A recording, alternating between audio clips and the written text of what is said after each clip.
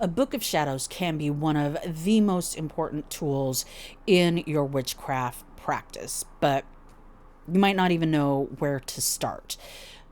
What do you put in it? What's the difference between a book of shadows and a grimoire? Is there one? So, in this series, I'm going to walk you through everything you need to know about building a book of shadows that works for you. And if this is something that you are interested in, and you want to learn how to build a powerful book of shadows or grimoire, make sure to subscribe because this is going to be an ongoing series.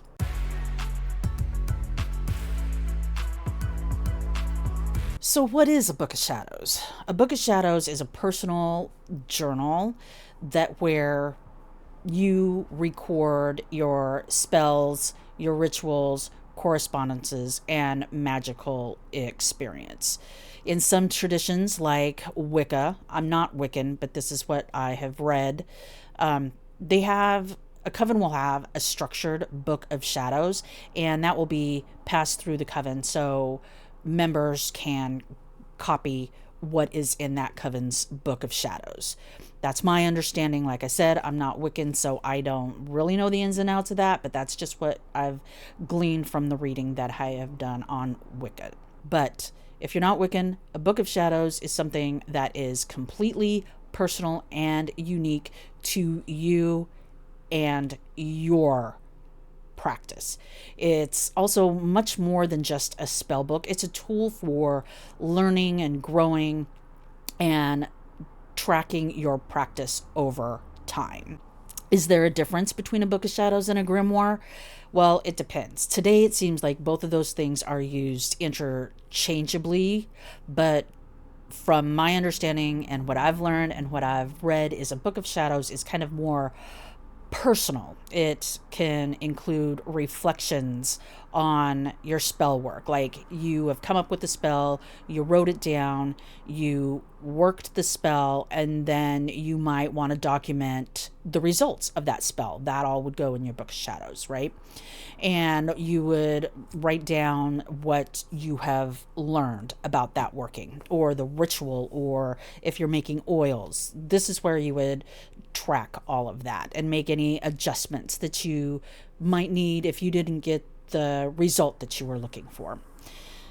My book of shadows is super messy. It has writing all over. My handwriting is not the greatest. I've got stuff written in the margins, and I use it to, like I just mentioned, track my spells. Did it work?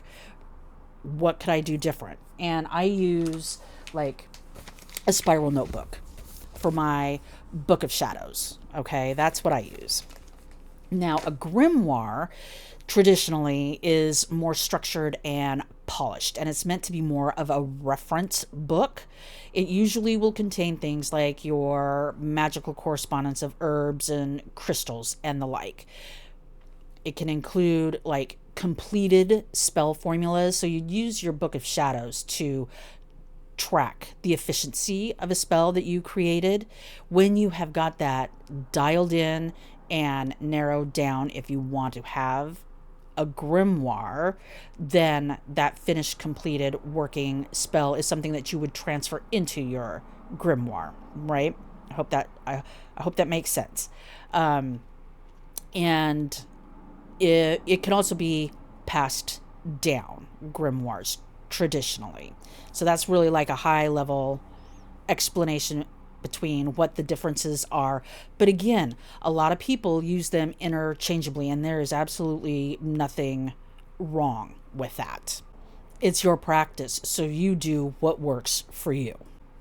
So there are many different ways that you can create a book of shadows. I kind of gave you a little example of what I use for my book of shadows, and that's a spiral notebook. And I usually get one that is like a 3 or 5 subject, because there's like dividers, and the one that I'm currently using has pockets. So if I'm out somewhere or something hits me when I'm at work and I don't have that, I can write it down on another piece of paper, fold it up, and when I get home I can stick it in one of those pouches. So that's what I use for my book of shadows. You can hand make your own book of shadows. You can use a 3-ring binder. I really like that option because you can move things around as things come together. So you can put them in an order that makes sense to you and your practice and your brain. I know folks that have digital BOSs, and that's exactly what it sounds like. They have a book of shadows that they keep on their computer where they keep track of everything that they do. Now, there are also printable pages that you can create yourself on Canva. I have done that on Etsy. There are folks selling BOS pages, and I have put a few of the ones that I have created out on Etsy just to see what happens. So I don't know, check it out if you feel like it. I personally use a mix. So like I said, I write a lot of things down in the spiral notebook, which I consider my book of shadows, but I also got a hair. I got a wild hair and decided, I kind of want to make my own grimoire. And instead of using a 3-ring binder, like probably a normal person would do because it's easier, I decided to try to hand make my own. And that is what this is. So I went to the craft store and I got some, I don't know what this is called. It's not cardboard, but to make the covers of my grimoire. And then I ordered some, I don't know what these are called, but they can unscrew so I can move things around. So it's a little bit more labor intensive than just a 3-ring binder where you can pop it open. And like, these are the kind of pages that I have in here. And I really like this, and I'm really proud of myself for making it. Sometimes I just do things just to see if I can. This is going to start being used more, and I'm going to revamp it a little bit because I did make those Book of Shadow pages, but I haven't actually printed them out and started implementing them in my personal grimoire.